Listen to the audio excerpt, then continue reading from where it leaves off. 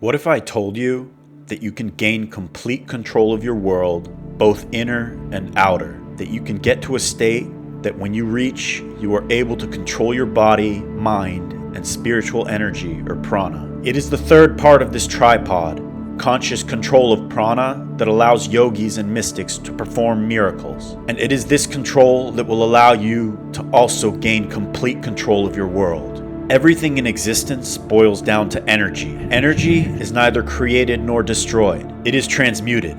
And when transmuted properly, you will slowly gain control of the body, mind, and prana. And at the latter stages of this evolution, you will gain tremendous abilities. The practice of sexual transmutation will allow you to gain control of your body, mind, and prana. And for those like myself who live in this world and devote themselves to karma yoga or work for the good of humanity, we need mechanisms in place that allow us to train our work into a flow state so that our work will eventually in and of itself shield us from urges as they first transmute consciously, then partially subconsciously, and finally fully subconsciously. Multitask sexual transmutation will do just that, and this exercise is a starting ground for those who wish to climb the retention ladder, so to speak, and get the most out of it. Now you can argue that multitask is a sort of misnomer, but let's not get caught up on the semantics. The goal here is to train your ability to fight off urges while working, thus breaking from your work less and less to transmute your sexual energy until you eventually develop two things. One, an enormous workflow with your work such that the work in and of itself shields you from urges, and two, a strong ability to destroy sexual impulses at the root. Both of these combined will make you into a force to be reckoned with. On your way up this training field, you will notice laser-like concentration building in your work like you have never experienced before. Your ability to accomplish things expands exponentially, as does your intellect, and things just seem to work out somehow, always as the past state of tension you may have experienced before with your work begins to dissipate. Before we begin the practice, let's understand the best way to learn this practice. It is not a meditative practice per se, like the others I have provided, but more of a what to do and when to do it type of training. First, I'll go over the scenarios and what the tactics are, and a little bit of the why behind the matter, and then I will go through them each with you to guide you. But note that that is just for learning and reference. The gains will come in real life when you are engaging your work and then implement these tactics to destroy real urges as they arise. Ideally, you will watch this once or twice and then memorize and have these on command in your brain. And if you ever need a reference, of course, you always will have this video to return to. There are two scenarios and thus two different ways to handle the respective scenarios. Scenario 1, when you notice an urge brewing, and Scenario 2, when you have attained a mental state with the urge. I'm going to provide two tactics for you to use for each of the above mentioned scenarios. Scenario 1, i.e., what to do when you notice an urge brewing.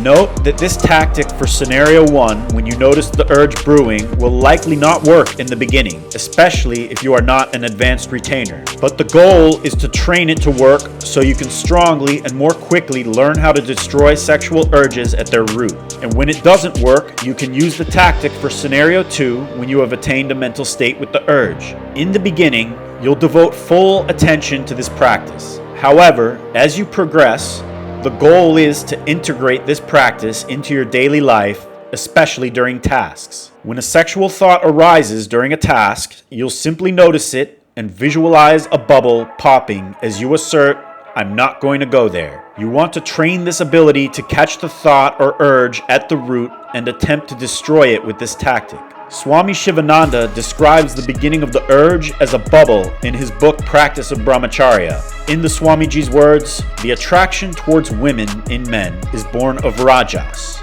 That unknown attraction and happiness in their company is the seed of the sex impulse. This attraction, which is like a bubble in the beginning, later on assumes the form of a formidable, uncontrollable wave of strong passion or sexual appetite. Beware. Generate the spiritual wave of devotion through japa, satsanga, meditation, and vichara, and kill this attraction in the bud. After reading this during my practice, I literally added this visualization into my practice because visualizations in yoga, especially when you visualize energy, work very strongly when the visualization is directly in line with the flow and form of the energy. In my experience, his description was spot on with this, and this practice I devised from that works very well. Both exercises I'm teaching are endeavoring to accomplish exactly what he spoke of in his above-mentioned quote. Scenario 2. What to do when you have attained a mental state with the urge. Scenario 2 is my quick alchemy tactic and is to be used in conjunction with Scenario 1. In this tactic, you picture a deity of your choice and chant, "God, please shine your grace on me," over and over until the fire subsides. In this, we will combine some visualizations and offer a prayer for what we need to do multitask sexual transmutation and flow, and then resume our work. We'll do this all together one round in a minute. Just be patient. I want to give you the exact flow for how to learn this, more important than just going through the exercise. So again, for Scenario 1 where you sense a sexual urge brewing, it's very simple. You just say, "I'm not going to go there," and picture a bubble popping. And if that doesn't work 100% and you don't feel the energy rising up and the urge subsiding, then you are to proceed to do the quick alchemy tactic for Scenario 2 as the urge has gotten its grip upon you. Do both of these with me this once, and then just have them on command for use while you're working. It's pretty simple, and if you need to use this for reference, feel free to do so at any point. Now find a comfortable position, preferably seated in lotus pose or cross-legged. Close your eyes and take a few deep breaths to center yourself. In through the nose, out through the nose. First, I'll show you part 1 and what to do when you sense urges forming. In this part, we are training the ability to destroy urges at the root. Repeat after me here so you know exactly what to do. You're going to say to yourself, "I'm not going to go there." Now visualize a bubble popping in your consciousness, dissipating the urge. As you do this more and more, visualize concurrently while you are denying the urge. Do this part every time you sense an urge forming. Again, repeat one more time. "I'm not going to go there," visualizing a bubble popping in your consciousness, dissipating the urge. The bubble is the urge. Every time you catch an urge growing, I want you to say this to yourself and do this exact visualization. And if the urge gets its grip on you and you realize you have attained a mental state with it, you will proceed to do part 2, i.e. the quick alchemy tactic. Now take a few more deep breaths, in through the nose, out through the nose. Visualize your chosen deity or a symbol like a stream of light if envisioning a deity isn't possible for you.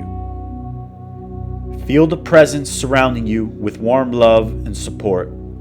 Repeat the following mantra. "God, please shine your grace on me.